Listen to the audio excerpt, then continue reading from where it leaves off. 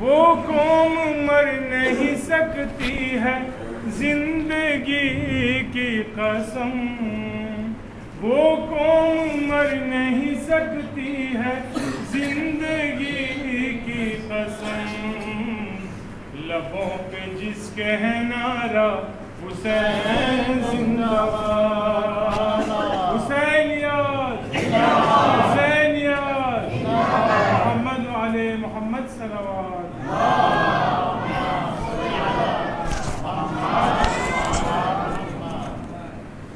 رحم اللہ من قرأ الفاتحہ۔ بسم اللہ الرحمن الرحیم الحمد للہ رب العالمین الصراط المستقیم صراط الذین انعمت علیہم غیر المغضوب علیہم ولا الضالین۔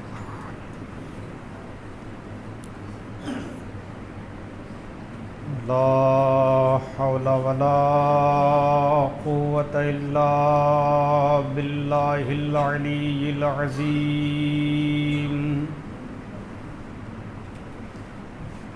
اعوذ باللہ من الشیطان الرجیم۔ بسم اللہ الرحمن الرحیم۔ الحمد للہ رب العالمین، الصلاۃ والسلام والتحیۃ والاکرام علی العبد المؤید والرسول المسدد والنبی المہذب والحبیب المنتخب ابی القاسم محمد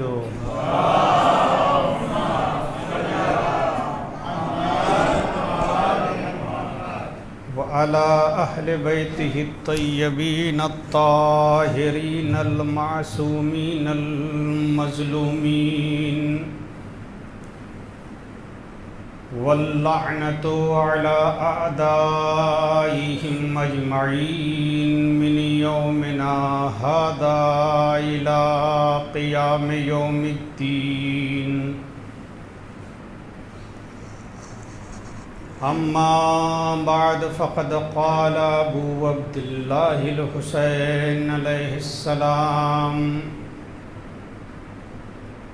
انما خرجت لطلب الاصلاح فی امت جدی،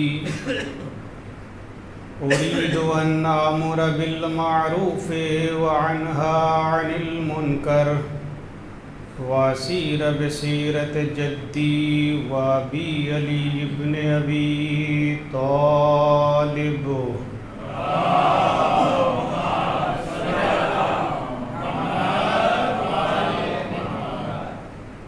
سرکار سید الشہداء کا غم منانے والوں،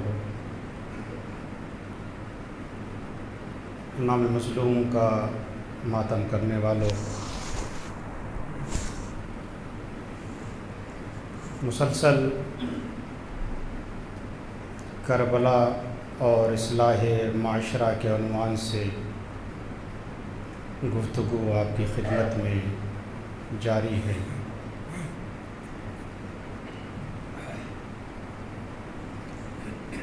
کہ سرکار حسین ابن علی نے اپنے قیام کے مقصد اور ہدف کو بیان کیا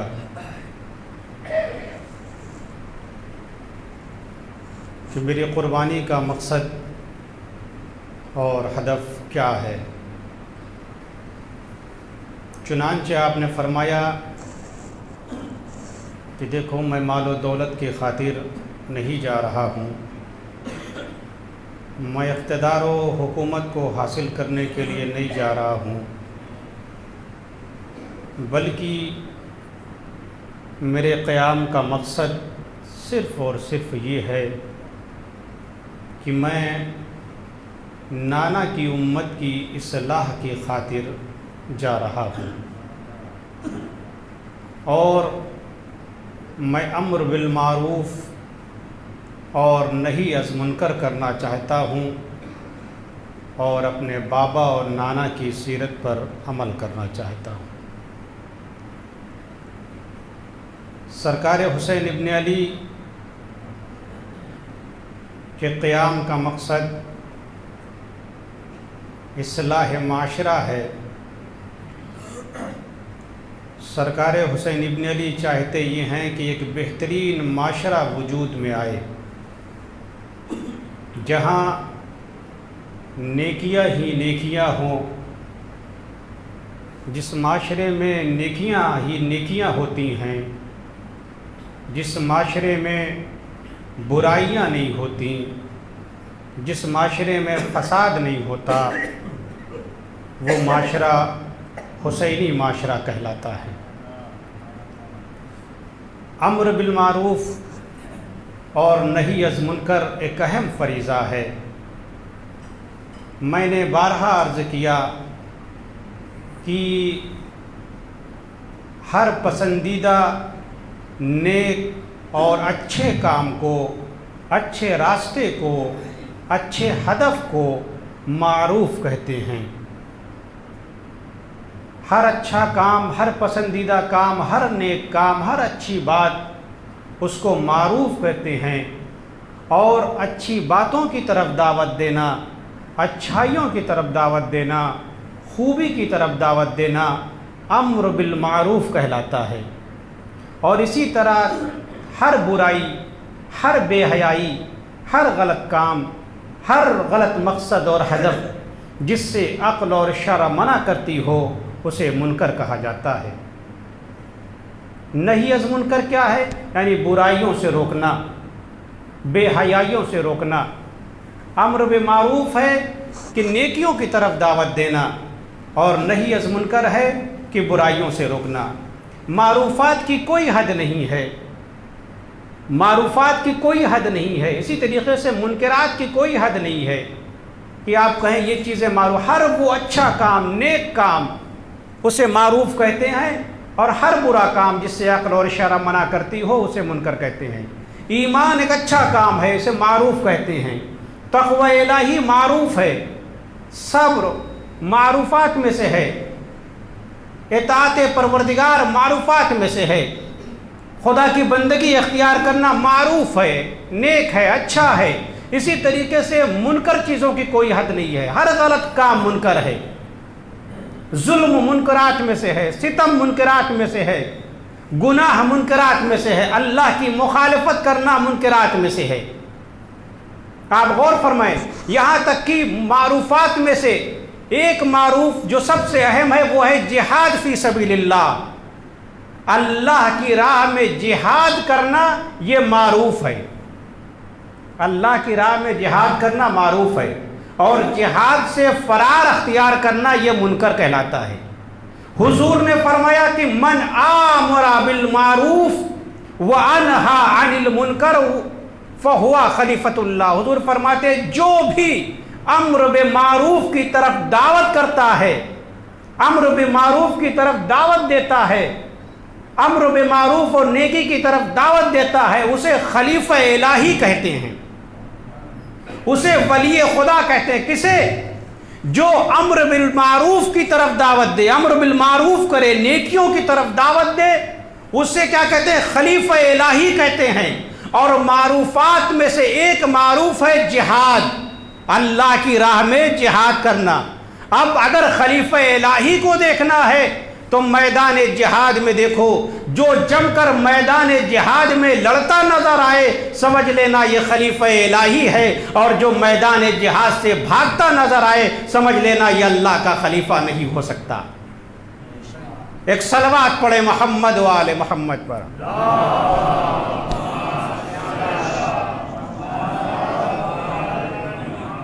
امر بالمعروف، لوگوں کو نیکیوں کی طرف دعوت دینا، برائیوں سے روکنا، بے حیائیوں سے لوگوں کو روکنا، اچھا معاشرہ وجود میں لے کر آنا۔ اور یہ دیکھیں میرے عزیزو، ہر کسی کو یہ توفیق نہیں ملتی نیکی کی اور نیک کاموں کی طرف دعوت دینے کی۔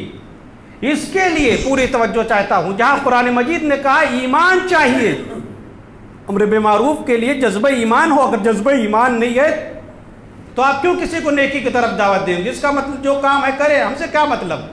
قرآن نے کہا اس کے پیچھے جذبہ ایمان کا ہونا ضروری ہے.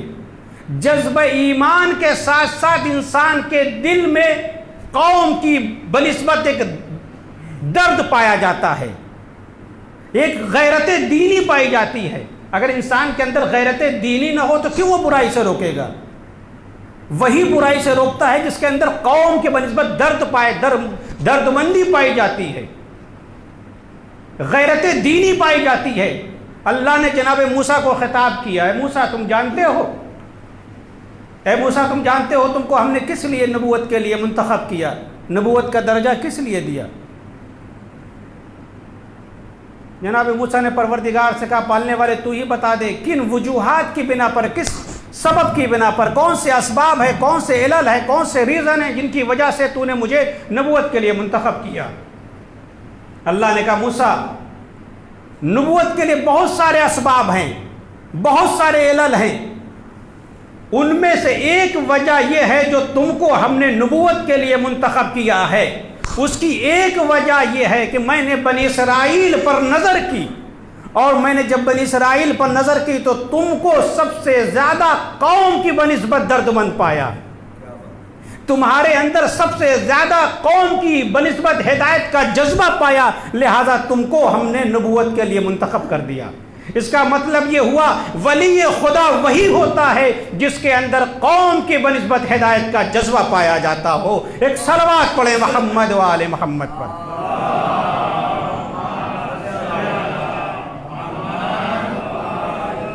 قوم گمراہ نہ ہونے پائے. ولی خدا نیک انسان کون ہے؟ جو قوم کی بنسبت درد دل رکھتا ہو، ہدایت کا جذبہ اس کے اندر پایا جاتا ہو. اللہ کی خدمت میں جناب موسیٰ نے عرض کیا پالنے والے قیامت کے دن تیرے عرش کے سائے میں جب کوئی سایہ نہ ہوگا کون لوگ ہوں گے؟ پالنے والے کون لوگ ہوں گے؟ قیامت میں جب کوئی سایہ نہ ہوگا تیرے عرش کے سائے میں کون ہوں گے؟ اللہ نے کہا موسیٰ میرے عرش کے سائے میں وہ افراد ہوں گے جن کے سامنے جب گناہ ہوتا ہے، ہماری مخالفت ہوتی ہے تو وہ زخمی شیر کی طرح آگے بڑھتے ہیں اور اسے روکنے کی کوشش کرتے ہیں. وہ ہمارے سائے میں قیامت کے دن جب کوئی سایہ نہ ہوگا تو وہ ہوں گے. نیک اور غیرت مند افراد جو غیرت دینی رکھتے ہیں وہ برداشت نہیں کرتے ان کے سامنے خدا کی مخالفت ہو، خدا کی معصیت ہو. اور اس کی جیتی جاگتی مثال امام خمینی کی ہے. جب سلمان رشدی نے توہین رسالت کی تو انہوں نے قتل کا فتویٰ دیا.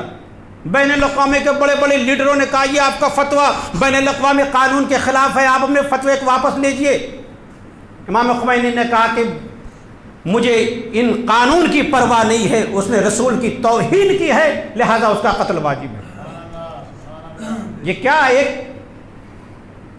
غیرت دینی کا ثبوت ہے کہ دین کی بنسبت غیرت پائی جاتی ہے. اگر دین کی بنسبت غیرت پائی جاتی ہے تو وہ انسان کیا ہوگا؟ قیامت کے دن جب کوئی سایہ نہ ہوگا تو اس پر جو ہے اللہ سایہ کرے گا. ایک صلوات پڑھیں محمد و آل محمد پر.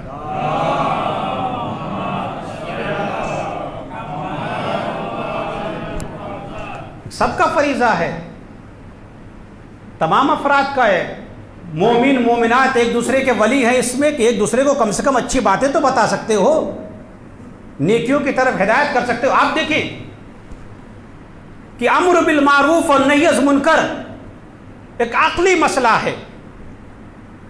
کون سی ایسی عقل ہے، کون سی ایسی عقل آپ بتائیے، کون سا ایسا عقل مند انسان ہے جو گناہوں کے مقابلے میں خاموش ہونے کو بہتر سمجھتا ہو، خطرات کے مقابلے میں خاموش ہونے کو بہتر سمجھتا ہو، گمراہی کے مقابلے میں خاموش ہونے کو بہتر سمجھتا ہو. ہر صحیح عقل رکھنے والا یہی کہتا ہے کہ گناہوں کے خلاف، خطرات کے خلاف آواز بلند کرنا ضروری ہوتا ہے. یعنی جو قانون اسلام میں ہے امر بالمعروف کا، نیکیوں کی طرف ہدایت کرنے کا، برائیوں سے روکنے کا، ایک عقلی مسئلہ بھی ہے. اور یہ میرے عزیزوں دیکھیں صرف انسان ہی کے اندر نہیں بلکہ گمراہی کے خلاف آواز اٹھانا، خطرات کے خلاف آواز اٹھانا تو جانوروں کے اندر بھی پایا جاتا ہے. اب اگر انسان ہو کر گمراہی کے خلاف آواز نہ اٹھائے, گناہوں کے خلاف آواز نہ اٹھائے, تو یہ انسان نہیں بلکہ اس جانور سے بھی بدتر ہے. ایک صلوات پڑھے محمد و آل محمد پر.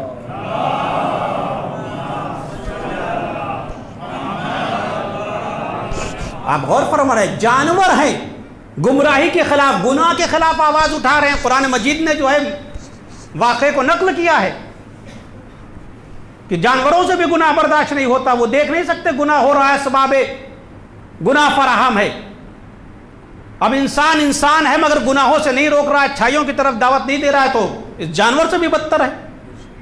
قرآن مجید نے واقعے کو نقل کیا کہ جہاں ایک جانور ہے, آپ غور فرمائیں, اتنا اہم مسئلہ ہے امر بالمعروف اور نہی عن المنکر کا, معاشرے کی اصلاح کے لیے ضروری ہے امر بالمعروف اور نہی عن المنکر. قرآن مجید نے واقعے کو نقل کیا کہ جانور ہے جو گمراہی کے خلاف, گناہ کے خلاف آواز بلند کر رہا ہے, شکایت کر رہا ہے. آ کر ایک جانور, ایک حیوان گمراہی کے خلاف آواز اٹھا رہا ہے, شکایت کر رہا ہے. قرآن مجید میں سورہ نمل موجود ہے,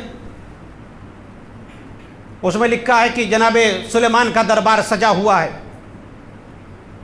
حشر آل سلیمان جنودہ من الجن والانس والطیر فہم یوزعون. جناب سلیمان کا اقتدار اور حکومت ایسا تھا کہ جناب سلیمان کے لیے تمام چرند پرند ہر چیز پر جناب سلیمان کی حکومت تھی, ان کا اقتدار تھا.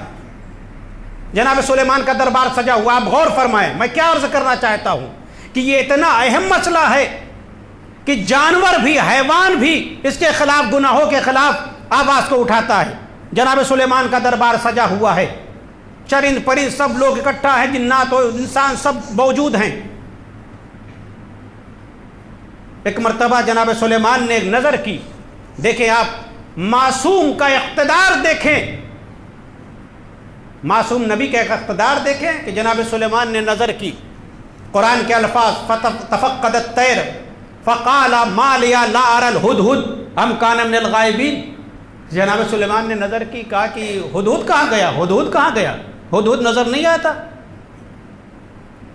ہدہد نظر نہیں آ رہا. آپ دیکھیں, یہ معصومین کا اقتدار ہے کہ جہاں ایک پرندے کی غیبت بھی نظروں سے اوجھل نہیں ہو سکتی.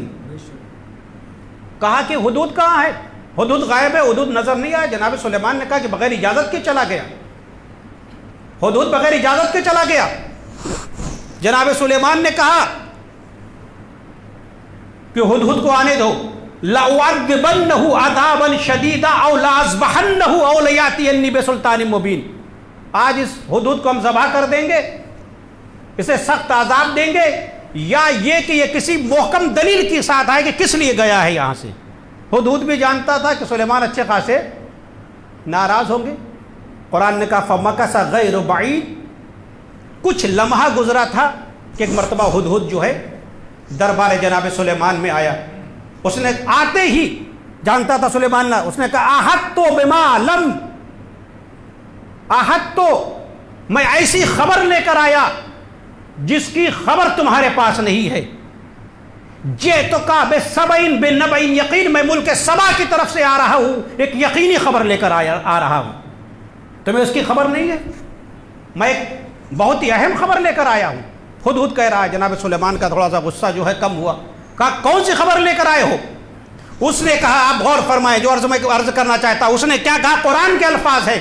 اس نے کہا انی وجدت امراتن تملکہم وأوتیت من کل شیء ولہا عرش عظیم. سلیمان, میرا گزر آج ملک سبا سے ہوا, میں نے دیکھا وہاں پر ایک عورت ہے جو حکومت کر رہی ہے. ولہا عرش عظیم, اس کا بہت بڑا تخت تاج ہے اور بہت بڑی اس کی حکومت ہے.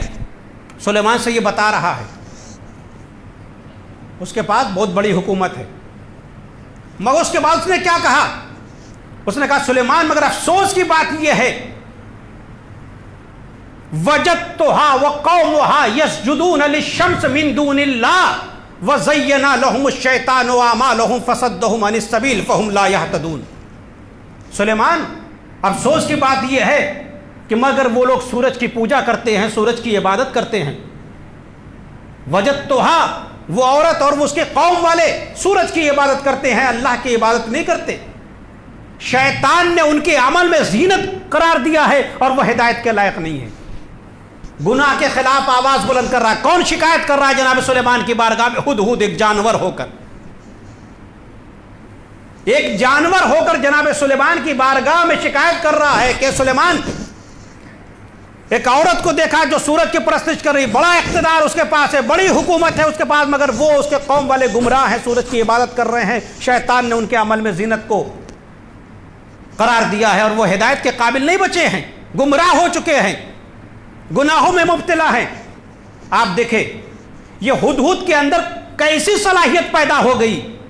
کیا ہدہد کی ایک پرندے کی یہ ذاتی صلاحیت تھی؟ میرے عزیزو یاد رکھیے گا، یہ ہدہد کی ذاتی صلاحیت نہیں تھی، ذاتی کارنامہ نہیں تھا، بلکہ پروردگار عالم مصلحت کے وجہ سے کبھی کسی کے اندر ایک مخصوص صلاحیت کو پیدا کر دیتا ہے۔ اللہ نے پیدا کیا۔ ہدہد کے اندر اتنی صلاحیت نہیں تھی کہ وہ درک کر سکے کہ قوم گمراہ ہے، کس چیز کی پرستش کر رہی ہے، کس چیز کے۔ اللہ نے اس کے اندر صلاحیت پیدا کر دی تھی کہ وہ جا کر دیکھے اسباب کو کہ وہ کس کی پوجا کر رہے ہیں، کس کی عبادت کر رہے ہیں۔ تو یہ ہدہد کی ذاتی صلاحیت نہیں تھی، بلکہ پروردگار عالم کبھی مصلحت کی وجہ سے جانوروں کے اندر صلاحیت پیدا کر دیتا ہے تاکہ گمراہی کے خلاف، گناہ کے خلاف آواز اٹھائے۔ دو ہی منظر ہم نے دیکھے، ایک ہدہد تھا جس نے آ کر جناب سلیمان سے شکایت کی کہ ایک عورت ہے جو گمراہ ہے، جو سورج کی پرستش کر رہی ہے، سورج کی عبادت کر رہی ہے، اور ایک جگہ پر اور سگہائے حواب نے ایک خاتون کی محمل کو دیکھ کر بھونکنا شروع کیا اور متوجہ کرایا کہ رسول نے فرمایا تھا کہ میری کوئی زوجہ مقام حواب تک نہ آئے۔ ایک صلوات پڑھے محمد و آل محمد پر۔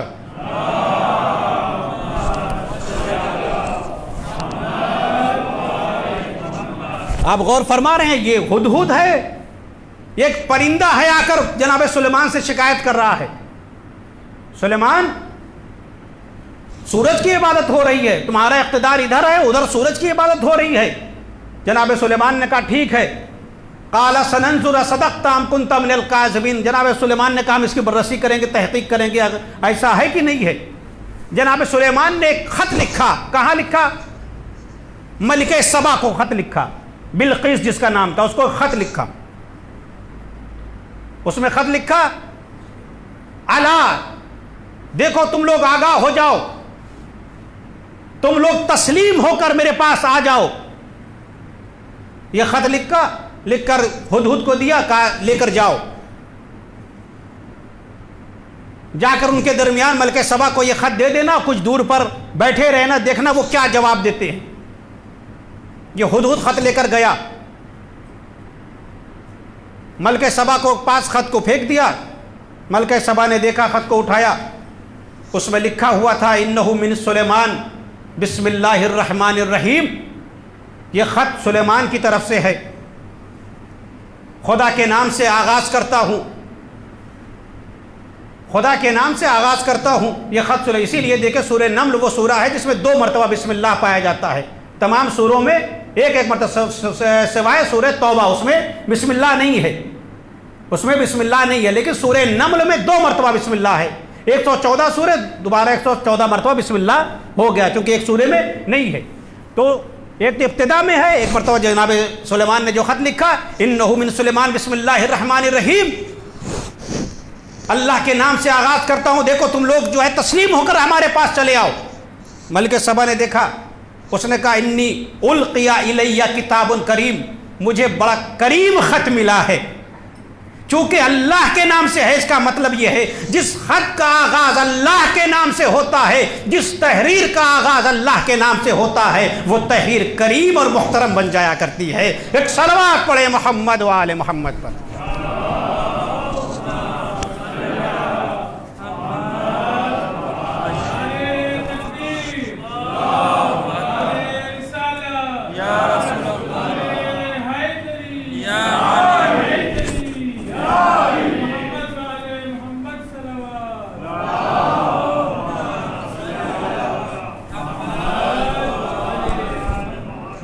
اس نے کہا کہ یہ مجھے بہت ہی کریم خط معلوم ہوتا ہے کہ کریم انسان کی طرف سے خط آیا ہے.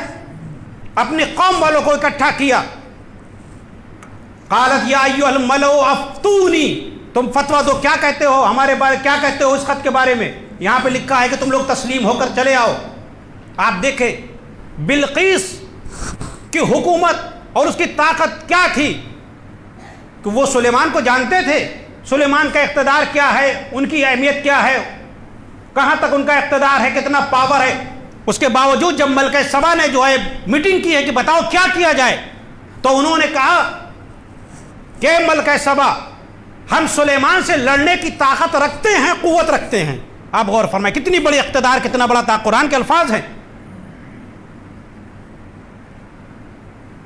نحن اولو قوت، ہم بھی سلیمان سے لڑنے کی قوت اور طاقت رکھتے ہیں، ہمارے پاس بھی طاقت ہے، اقتدار ہے. لیکن والامر الیک، لیکن آخری بات تمہاری ہے، تم بتاؤ کیا کرنا ہے.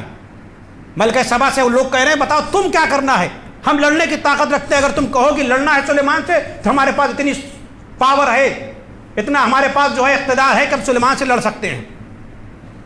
ملکہ سبا بڑی سمجھدار ہے. اسی لیے روایت میں ہے کہ جہاں بعض عورتوں کو بعض چیزیں ملی ہیں، ان میں سے ایک عورت جس کو عقل دی گئی ہے وہ ہے جناب بلقیس. مخصوص، سب سے زیادہ ذہین، سمجھدار.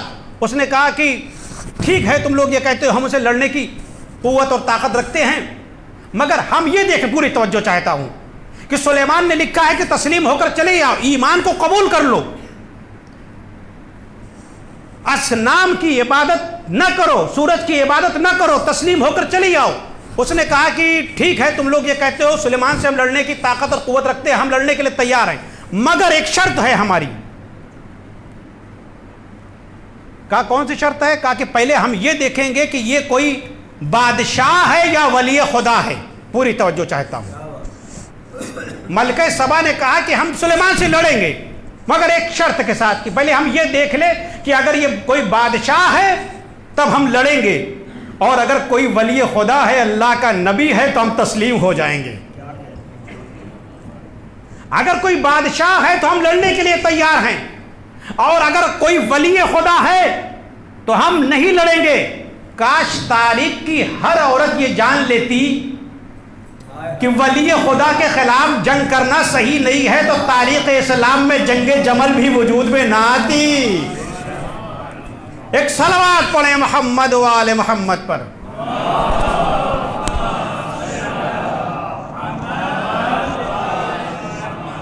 کہا ہم دیکھیں گے اگر یہ بادشاہ ہے تو ہم لڑیں گے، دیکھا جائے گا جو ہوگا. اگر ولی خدا ہے، نبی خدا ہے، اللہ کا بندہ ہے، کوئی نیک بندہ ہے تو ہم تسلیم ہو جائیں گے، ہم اس کی بات کو مان لیں گے.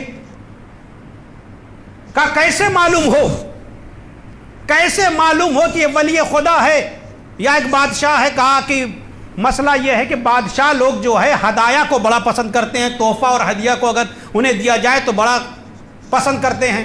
کہا پھر ملکہ سبا نے کہا کہ ملک سبا کا سب سے بڑا اور قیمتی جو ہے تحفہ سلیمان کی خدمت میں بھیج دیا جائے.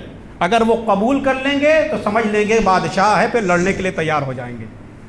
لکھا ہے کہ قرآن نے خود کہا کہ بڑا ایک کاروان جو ہے اور ہدیے کے ساتھ جو ہے آیا، اور وہ لوگ اتنے خوش تھے، اتنا قیمتی تحفہ تھا، اتنا قیمتی ملک سبا کا تحفہ تھا کہ وہ لوگ سوچ رہے تھے یقیناً جناب سلیمان اس کو قبول کر لیں گے، بڑا مرحبا کہیں گے، ہمارا استقبال کریں گے.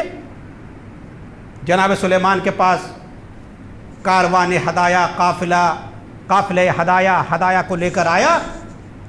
جناب سلیمان سے کہا یہ ہدیہ بھیجا ہے ملکہ سبا نے. جناب سلیمان نے کہا کیا تم ہمیں مال و دولت کے ذریعے فریب دینا چاہتے ہو؟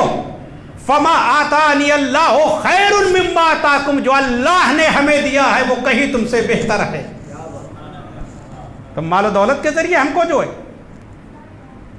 تم مال و دولت کے ذریعے مجھے فریب دینا چاہتے ہو، دھوکہ دینا چاہتے ہو. فما آتانی اللہ خیر مما آتاکم، جاؤ اپنے ہدیہ کو لے کر، تمہارا ہدیہ تمہیں مبارک ہو. یہ میرے عزیزو آپ دیکھیں تاریخ میں بہت مرتبہ ایسا ہوا کہ نبی کو جب روکا جانا چاہا، رسول کو جب روکا، کفار مشرکین نے روکنا چاہا تو ان کے سامنے کیا کیا مال پہ بھیجا، دولت بھیجا.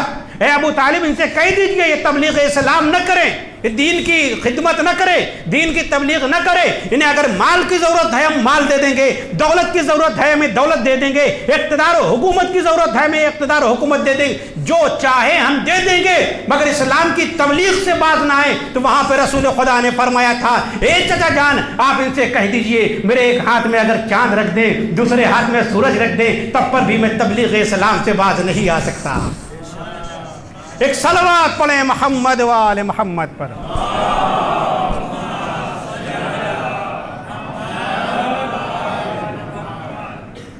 انہوں نے کہا کہ تم مجھے اس کے ذریعے دھوکہ دینا چاہتے ہو، اللہ نے جو مجھے دیا ہے جاؤ اپنے ہدیے کو لے کر واپس آئے۔ کیا ہوا؟ سب لوگ ملک سبا کے اکٹھا ہوئے، کیا ہوا؟ کہا واپس کر دیا ہے۔ بلقیس نے کہا یقیناً یہ ولی خدا ہے، قریب سے چل کر اس کی حکومت کو دیکھتے ہیں، اس کے پاس چلتی ادھر فیصلہ کیا۔ سلیمان کو خبر ہو گئی، نبی خدا کو خبر ہوئی کہ بلقیس آنا چاہتی ہے، اپنے جناتوں کو اکٹھا کیا، پوچھا کون ہے اس سے پہلے کہ وہ مجھ تک آئے تم میں سے کوئی اس کے تخت کو یہاں پر حاضر کر دے۔ قرآن نے کہا قال عفریت من الجن انا آتیک قبل ان تقوم من مقامک، ایک جنات میں سے ایک دیو کھڑا ہوا، بڑا ہیکل کھڑا ہوا، اس نے کہا سلیمان میں لانے کے لیے تیار ہوں، تخت بلقیس کو میں لانے کے لیے تیار ہوں۔ کہا کتنی دیر میں؟ کہا اس سے پہلے کہ آپ اٹھ کر کھڑے ہو جائیں میں لانے کے لیے تیار ہوں۔ وَإِنِّي عَلَيْهِ لَقَوِيٌّ أَمِينٌ، اور میں وعدہ کرتا ہوں اس وقت آپ کو پاس لا دوں گا۔ جناب سلیمان نے کہا بیٹھ جا۔ اب آپ دیکھیں کبھی ہوتا ہے نا کسی انسان کے اندر وہ صلاحیت نہیں پائی جاتی تو لاکھ وہ کہتا رہے میں کر سکتا ہوں، کبھی قرآن نے کہا بیٹھ جاؤ۔ اور کوئی ہے جو اس کے تخت کو ہمارے پاس لے کر آئے؟ میں اس کو سب سے بڑے معروف کی طرف دعوت دینا چاہتا ہوں۔ قالا،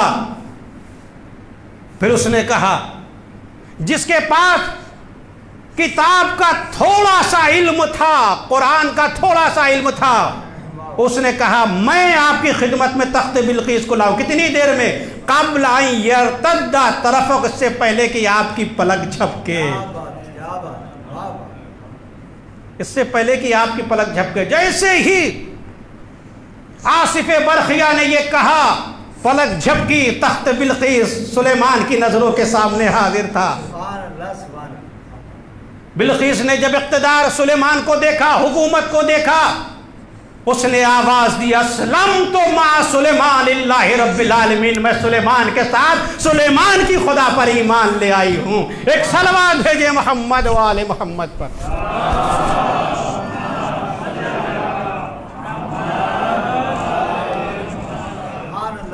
سب سے بڑے معروف کی طرف جناب سلیمان نے دعوت دی اور اس نے بلقیس نے ایمان کو قبول کر لیا۔ آپ نے دیکھا کہ ایک جانور ہے، ایک پرندہ ہے، ایک حیوان ہے جو گناہوں کے خلاف جو ہے آواز کو بلند کر رہا ہے، گناہوں کے خلاف آواز کو بلند کر رہا ہے، سلیمان سے شکایت کر رہا ہے کہ اللہ کو چھوڑ کر دوسری چیزوں کی عبادت کی جا رہی ہے۔ جناب سلیمان کا گزر ہوا، قرآن نے کہا چوٹیوں کے صحرا سے گزر ہوا۔ چوٹیوں نے جب جناب سلیمان کے لشکر کو دیکھا، جاؤ حشم کو دیکھا، قالت نملۃ یا ایھا النمل ادخلوا مساکنکم لا یحطمنکم سلیمان وجنودہ وہم لا یشعرون۔ سلیمان کا لشکر جا رہا ہے، چیٹیوں کے سردار نے چیٹیوں اپنی قوم کو مخاطب کر کے کہا دیکھو تم سب کے سب اپنے بلوں میں چلی جاؤ، کہیں ایسا نہ ہو کہ سلیمان اور اس کا لشکر تمہیں کچل دے اور ان کو احساس تک نہ ہو۔ یہ میرے عزیزوں، معصوم کسی چیز کو، کسی شے کو کیسے کچل سکتا ہے؟ تو یہ جو چیٹی نے کہا یہ جناب سلیمان کے لیے نہیں بلکہ کہا ان کے لشکر کہیں تمہیں کچل نہ دے۔ یعنی معصوم، یعنی ایک نبی کا معصوم ہونا اس کے اصحاب کے بے عیب ہونے کی دلیل نہیں ہے۔ نبی معصوم ہے لیکن اس کے اصحاب بے عیب ہیں۔ اس نے کہا اپنے اپنے بلوں میں چلے جاؤ۔ سلیمان نے آواز چیٹی کی آواز کو سن لیا، چیٹی کی آواز کو سن لیا، کہہ رہی ہے کہ اپنے اپنے بلوں میں چلی جاؤ۔ آپ غور فرمائیں، اپنے اپنے بلوں میں چلی جاؤ کہیں سلیمان اور ان کا لشکر کچل نہ دے۔ جناب سلیمان نے ہاتھ بڑھایا، چیوٹی کو اپنے ہاتھوں پر لے لیا. کیا تو کیا کہہ رہی تھی؟ تو یہ کہہ رہی تھی کہ سلیمان اور اس کا لشکر کہیں کچل نہ دے. یہ بتا میری سواری زمین پر تھی یا آسمان پر تھی، ہواؤں پر تھی؟ بھائی سلیمان ہواؤں کے اوپر جا رہے تھے نا، سلیمان ہواؤں کے اوپر سیر کرتے تھے. اللہ نے ہوا کو مسخر کیا تھا، سلیمان اور سلیمان کا قافلہ جو ہے ہواؤں کے اوپر جا رہا تھا. یہ کیا ہوا کہ سلیمان اور ان کا لشکر جو ہے کچل نہ دے؟ چیوٹی سے پوچھا یہ کیسے ممکن ہے؟ تو زمین پر چل رہی تھی، میں ہواؤں کے اوپر سوار تھا، ہواؤں کی سواری پر سوار تھا، یہ تو نے کہہ دیا کہ سلیمان ان کا لشکر. کہا سلیمان میں یہ کہنا چاہتی تھی کہ چونکہ میری قوم عبادت خدا میں مصروف تھی، اللہ کی عبادت کر رہی تھی، میں نے یہ سوچا کہیں آپ کے جاہو حشم کو دیکھنے کے بعد، آپ کے اقتدار کو دیکھنے کے بعد، آپ کی قدرت کو دیکھنے کے بعد ان چوٹیوں کے دل میں محبت دنیا نہ پیدا ہو جائے، ان چوٹیوں کے دل میں محبت خدا نہ پیدا ہو جائے اور یاد خدا سے غافل ہو جائے. اس لیے میں نے کہا کہ تم اپنے اپنے بلوں میں چلی جاؤ تاکہ تمہارے اندر محبت دنیا نہ پیدا ہونے پائے. جناب سلیمان نے چیوٹی سے کہا تو بڑی باعقل اور باشعور معلوم ہوتی ہے، کچھ نصیحت کر. باشعور معلوم ہوتی ہے، نصیحت کر. چیوٹی نے کہا سلیمان آپ کو میں کیا نصیحت کروں، آپ نبی خدا ہیں، آپ کو کیا نصیحت کروں؟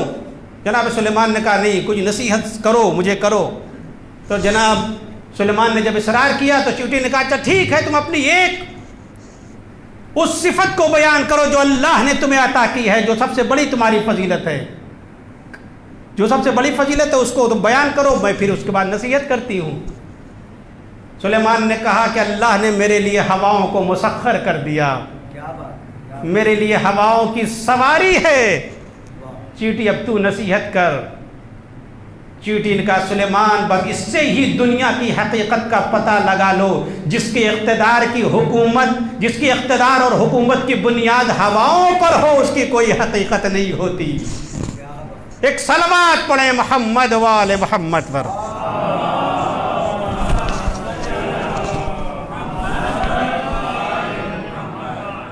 ایک اور صلوات بھیجے محمد وآل محمد.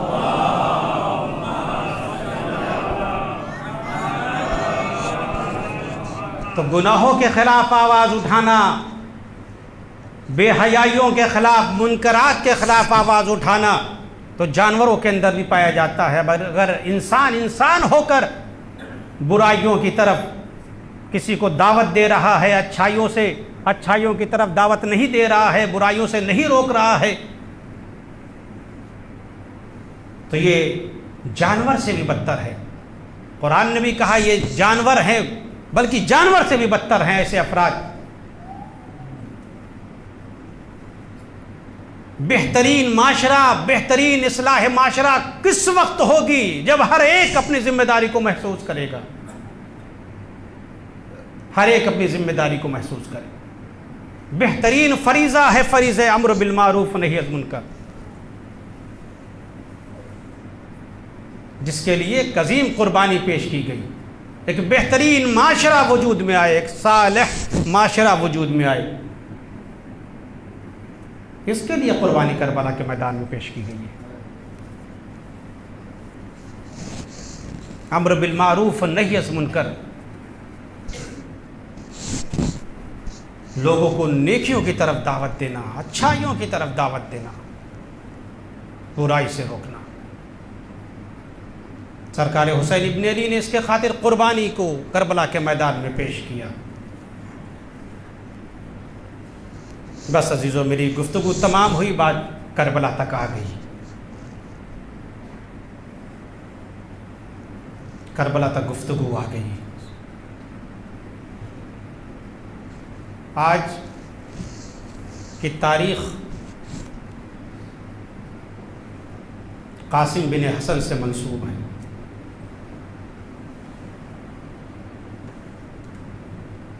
آج کی تاریخ قاسم بن حسن سے منسوب ہے. آج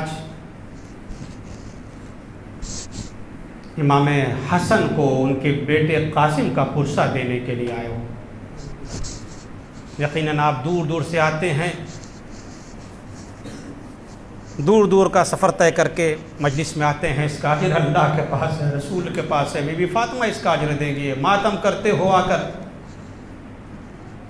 عزاداری کرتے ہو، اس کا اجر ہے اللہ کے پاس۔ جتنی بھی توفیق ملے تو آ کر ماتم کرو، حلقے میں آ کر ماتم کرو، عزاداری کرو۔ سالوں سال ہمیں محرم کا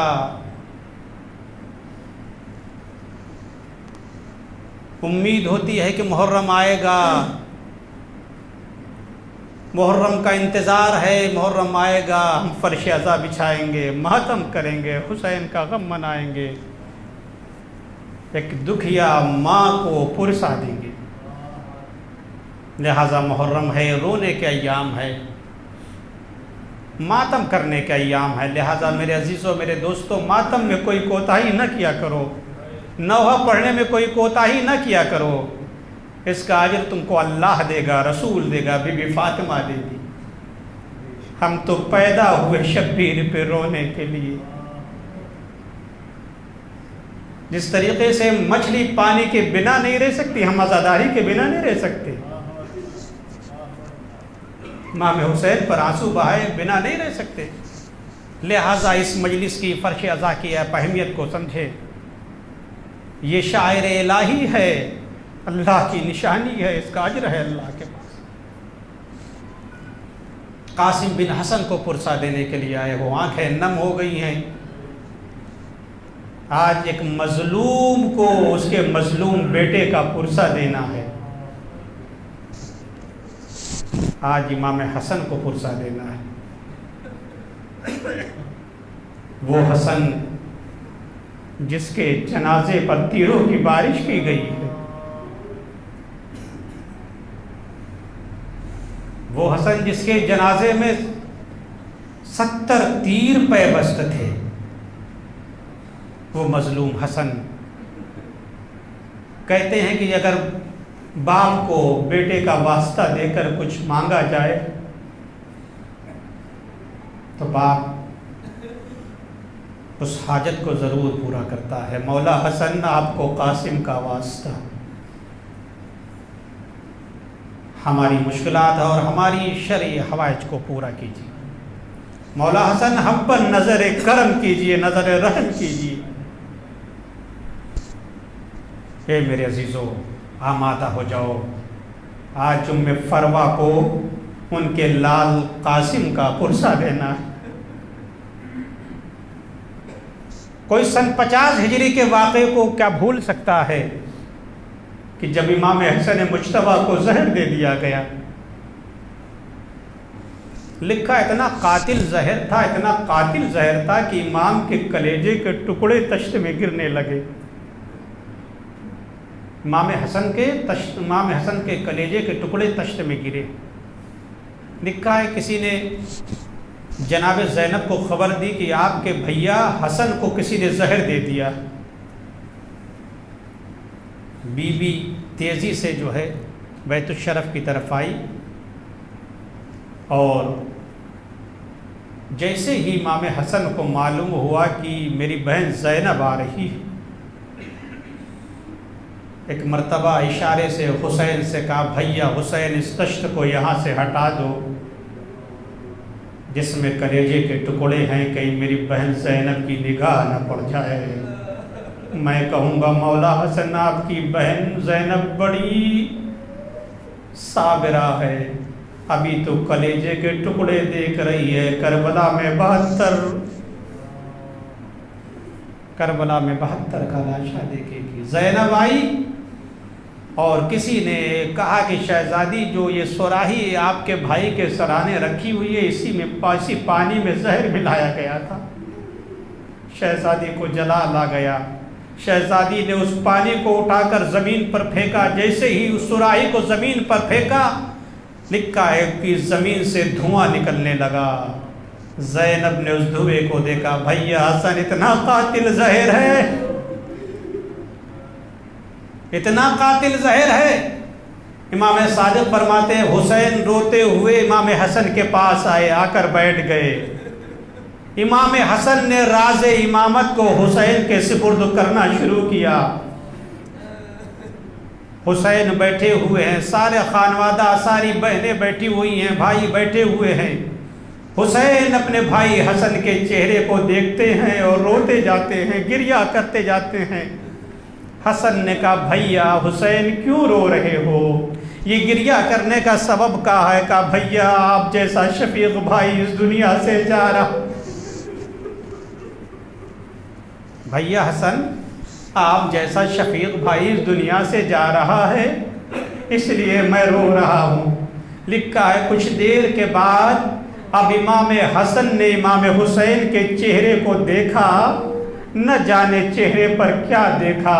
اب امام حسن کی آنکھوں میں اشک جاری ہو گئے، گریہ کرنے لگے۔ حسین نے پوچھا بھیا حسن یہ آپ کے رونے کی وجہ کیا ہے؟ کہا اے بھیا حسین لا یوم کا یوم کا یا ابا عبداللہ، جیسی تمہاری حالت ہے ویسی میری حالت نہیں ہے۔ اے حسین میں اس کربلا کے منظر کو دیکھ رہا ہوں جب تم واہ لتشا کا نعرہ بلند کر رہے ہو، واہ قلتا کا ناصرہ کا نعرہ بلند کر رہے ہو۔ اے حسین میں دنیا سے جا رہا ہوں، میرے ارد گرد اہل خانہ جمع ہے۔ اے حسین جب تم دنیا سے جاؤ گے تو تمہارا کوئی ناصر و مددگار نہیں ہوگا۔ اے میرے عزیزو وصیت امام حسن امام حسین سے کر رہے ہیں۔ میرے عزیزو حسن اور حسین کے لاشے میں بس اتنا فرق ہے کہ حسن کے جنازے میں تیر تھے اور حسن کے جنازے میں تیر تھے، حسین کا جنازہ تیروں پر تھا۔ دونوں بھائیوں پر تیر چلے ہیں، حسن کے جنازے میں تیر لگے۔ آپ نے کبھی نہیں سنا ہوگا کسی سے غریب انسان کا لاشا قبرستان سے واپس آیا ہو، مگر ہاں اہل بیت پر یہ بھی مصیبت گزر گئی۔ 70 تیر امام حسن کے جنازے پر لگے تھے۔ زینب کہتی ارے میں نے بھیا حسن کو سفید کفن دیا تھا۔ جزاکم اللہ خیر الجزا۔ ایک ایک تیر کو جناب زینب نے نکالا۔ اے میرے عزیزو لکھا ہے کہ جب جناب امام حسن وصیت کر رہے ہیں تو ایک بچہ ہے جو جناب امام حسن کے کبھی سینے پر آتا ہے، کبھی آغوش میں آتا ہے۔ 3-4 برس کا بچہ ہے، حسن اسے بڑی غور سے دیکھ رہے ہیں۔ اے بیٹا قاسم، بچے سے محبت کر رہے ہیں، پیار کر رہے ہیں، سینے سے لگا رہے ہیں۔ اس کے بعد جناب امام حسن نے ایک تعویذ جناب قاسم کے بازو پر باندھ دیا۔ بیٹا اگر کوئی سخت وقت پڑے تو اس تعویذ کو کھول لینا۔ وصیت ہو گئی، امام حسن اس دنیا سے چلے گئے، اس دنیا سے امام حسن رخصت ہو گئے۔ یہ قافلہ کربلا آ گیا۔ ان تاسوہ سرفیل حسین، 9 محرم کو حسین کو چاروں طرف سے گھیر لیا گیا۔ شب عاشور نمودار ہوئی۔ حسین نے فہرست شہداء کو پڑھنا شروع کیا۔ فہرست شہداء حسین پڑھ رہے ہیں۔ اے مسلم ابن اوسجہ تم مارے جاؤ گے، اے زہیرقین تم کل مارے جاؤ گے، اے علی اکبر کل تم مارے جاؤ گے، اے عباس تم کل مارے جاؤ گے، اور محمد کل تم شہید کر دیے جاؤ گے۔ ایک ایک شہید کا نام لیا۔ اس کے بعد حسین نے فہرست شہداء کو بند کر دیا۔ ایک مرتبہ قاسم آگے بڑھے، چچا کیا محضر شہادت میں میرا نام نہیں ہے؟ چچا کیا محضر شہادت میں میرا نام نہیں ہے؟ حسین نے کہا بیٹا کیف عندک الموت، تمہارے نزدیک موت کیسی ہے؟ کہا چچا اگر موت آپ پر قربان ہونے کا نام ہے تو شہد سے زیادہ شرک۔ جیسے حسین نے ایک جملہ کہا، جناب قاسم نے یہ جملہ کہا، حسین نے کہا بیٹا قاسم تمہارا بھی نام ہے اور تمہارے چھوٹے بھائی علی اصغر کا بھی نام ہے، اپنا نام سنا قاسم خوشحال ہو گئے، لیکن جب سے ہی علی اصغر کا نام سنا ایک مرتبہ خیام کی طرف دیکھا، دیکھنے کے بعد اپنے چچا سے پوچھا حل یصل العاداء الی الخیام، اے چچا جان یہ بتائیے کیا اشقیاء خیمے میں آ جائیں گے؟ قاسم کی غیرت کو برداشت نہ ہوا، اے چچا جان کیا اشقیاء کی اتنی ہمت کہ خیمے میں آ کر علی اصغر کو قتل کر دے؟ حسین نے قاسم کو یہ کہہ کر سمجھا دیا، اے بیٹا قاسم علی اصغر کو حسین اپنے ہاتھوں پر لے کر جائے گا۔ میں کہوں گا مولا آپ نے قاسم کو تو سمجھا دیا، سید سجاد کو کون سمجھائے گا؟ جب خیمے جل رہے ہوں گے، چادریں چھینی جا رہی ہوگی، سید سجاد کی غیرت کا کیا حال ہوا ہوگا؟ جزاکم اللہ خیر الجزا۔ ماتم کرتے آؤ، آہستہ آہستہ میں پڑھ رہا ہوں، رونے میں کوئی کوتاہی نہ کرنا۔ آج ام فروا کو جو ہے ان کے لال قاسم کا جو ہے پرسہ دینا ہے، ایک ماں کو ان کے بیٹے کا پرسہ دینا ہے۔ عاشور کا سورج طلوع ہوا، ایک ایک عزیز و اقارب میدان کارزار میں جا رہا ہے۔ جناب قاسم جتنی مرتبہ حسین کے پاس جاتے ہیں حسین اجازت دینے سے انکار کر دیتے ہیں۔ اے بیٹا قاسم تم میرے بھائی کی نشانی ہو، جب میں اپنے بھائی کو دیکھنا چاہتا ہوں تو تمہیں دیکھ لیتا ہوں۔ قاسم جتنی بار گئے ہیں حسین نے انکار کر دیا، کسی بھی صورت سے حسین قاسم کو اجازت دینے کے لیے تیار نہیں ہے۔ لکھا ہے جب بہت دیر ہو گئی، کئی مرتبہ جناب قاسم گئے، اجازت نہ ملی۔ ایک مرتبہ ایک جگہ پر بیٹھ کر رونے لگے، پروردگارا چچا کے پاس جاتا ہوں، چچا اجازت نہیں دیتے۔ ایک مرتبہ روتے روتے جناب قاسم کے ذہن میں ایک بات آئی، وقت آخر بابا نے کہا تھا اے قاسم جب کوئی سخت وقت پڑے اس تعویذ کو کھول لینا۔ جناب قاسم نے سوچا اس سے سخت وقت کون ہے؟ وقت کا امام نرغ عادہ میں گھرا ہے، چچا نرغ عادہ میں گھرا ہے، بھتیجا نصرت کے لیے نہ جا سکے۔ تعویذ کو کھولا، اس میں لکھا ہوا تھا اے قاسم جب کربلا میں حسین کو یکو تنہا دیکھنا تو میری طرف سے اپنی جان کو حسین پر قربان کر دینا۔ اب جیسے ہی قاسم نے یہ خط پڑھا خوش ہو گئے، دوڑتے ہوئے چچا کے پاس آئے، چچا اب آپ کو اجازت دینی پڑے گی۔ کیا ہوا میرے بھتیجے؟ کہا بابا کا خط آپ کے نام ہے۔ حسین نے 10 برس کے بعد بھائی کی تحریر کو دیکھا، آنکھوں سے لگا لیا، اے بھیا حسن آپ اس وقت بھی مجھے نہ بھولے۔ آنکھوں سے لگایا، کہا قاسم یہ تعویذ نہیں ہے، تم موت کا پروانہ لے کر آئے ہو۔ ارباب مقاتل لکھتے ہیں کہ جتنی دیر جناب قاسم کو اجازت لینے میں لگی ہے اتنی دیر کسی شہید کو اجازت لینے میں نہیں لگی ہے۔ جتنی دیر جناب قاسم کو لگی ہے کسی شہید، حسین کسی بھی حال میں اجازت دینے کے لیے تیار نہیں ہے۔ ایک مرتبہ جناب زینب آئی، بھیا قاسم کو اجازت دے دیجئے۔ ارباب مقاتل لکھتے ہیں ایک مرتبہ جناب قاسم کو قریب بلایا اور چچا نے بھتیجے کو گلے سے لگا لیا، اتنا روئے اتنا فغشیا علیہما کہ دونوں روتے روتے غش کھا کر زمین پر گر گئے۔ اے میرے عزیزو جب کوئی غش کے عالم میں آ جاتا ہے تو پانی چھڑک کر اسے ہوش میں لایا جاتا ہے، غش سے افاقے میں لایا جاتا ہے۔ آئے زینب کیا کرے؟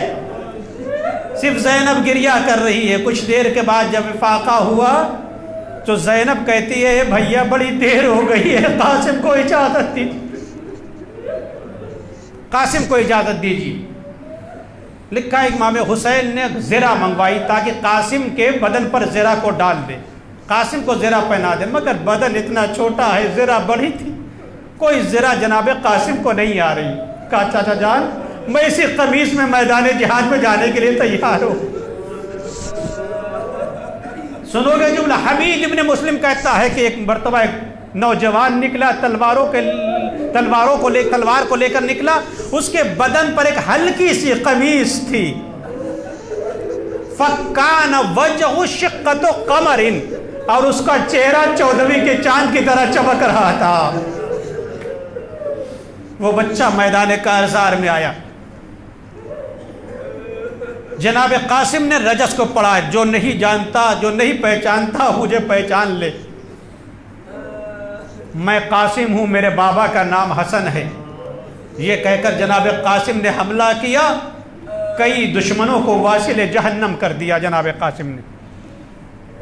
عمر سعد نے ارزق نامی پہلوان سے کہا جاؤ اس بچے کا کام تمام کر دو۔ اس نے کہا میں کیا، میرے بچے، میرے بیٹے اس کا کام تمام کر دیں گے۔ اس کے 3 بیٹے آئے، جناب قاسم نے ان کو واصل جہنم کر دیا۔ ایک مرتبہ خود ارزق آیا اور کہا میں اس جوان پر اس کی دنیا کو تنگ کیے دیتا ہوں۔ حسین نے دیکھا ایک پہلوان ہے جو شیر ہے، کھایا پیا ہوا ہے، قاسم 3 دن کا بھوکا پیاسا۔ قاسم کے مقابلے میں ارزق نامی مشہور پہلوان ہے، مگر حسن کا بیٹا ہے۔ ایک مرتبہ جناب قاسم نے یا علی کہہ کر تلوار چلائی اور اس کو واصل جہنم کر دیا۔ فوجوں میں بھگدڑ مچ گئی۔ عمر سعد کہتا ہے نہیں، بھاگو نہیں بلکہ گھیر کر اس پر حملہ کرو۔ اب کیا تھا کہ چاروں طرف سے جناب قاسم کو گھیر لیا گیا۔ عمر سعد ایک کمین گاہ میں جا کر چھپ گیا۔ قاسم شجاعت کے جوہر دکھا رہے ہیں، حملے پہ حملہ کر رہے ہیں۔ ایک مرتبہ عمر سعد نے بھرپور وار تلوار کا قاسم کے سر پر کیا۔ قاسم گھوڑے پر سنبھل نہ سکے، آواز دی چچا جان میری خبر لیجئے۔ قاسم نے آواز دی چچا جان میری خبر لیجئے۔ اب جیسے ہی قاسم کی آواز کو سنا، حسین تیزی سے مقتل کی طرف بڑھے ہیں۔ کیا دیکھا ہے کہ ایک شخص ہے جو قاسم کے سرانے بیٹھا ہوا ہے اور قاسم کی زندگی میں قاسم کے سر کو کاٹنا چاہتا ہے۔ اب امام حسین کو جلال آ گیا، تلوار نکالا اور تیزی سے اس شخص کو قتل کرنے کے لیے آگے بڑھے۔ اس نے فوج اشکیا کو آواز دی مجھے بچاؤ ورنہ حسین مجھے قتل کر دیں گے۔ جیسے ہی اس نے آواز دی اب کیا تھا، ارے 72 ادھر کے گھوڑے ادھر، مغرب کے گھوڑے مشرق، مشرق کے گھوڑے 3200 گھوڑے میدان میں دوڑے۔ ارے قاسم کا لاشا پامال ہو گیا، قاسم کا لاشا پامال ہو گیا۔ کچھ دیر کے بعد جب گرد و غبار ختم ہوا، حسین قریب پہنچے، کیا دیکھا، ایک جوان جا کنی کے عالم میں ہے۔ ایک جملہ کہا، اے بیٹا قاسم مجھے معاف کرنا، تم نے مدد کے لیے بلایا مگر تمہارا چچا تمہاری مدد کو نہ آ سکا۔ ایک مرتبہ لاش قاسم کو اٹھانا چاہا۔ اے میرے عزیزوں اور باب مقاتل لکھتے ہیں کہ گھوڑوں کی ٹاپیں اس قدر و قناب قاسم کے لاشے پر پڑی تھی کہ حسین نے سینے سے سینہ ملایا، لے کر چلے۔ قاسم کا لاشا زمین پر خط دیتا جا رہا تھا۔ خیمے میں آئے، آواز دیے ام پرواز تمہارے بچے کا لاشا آیا۔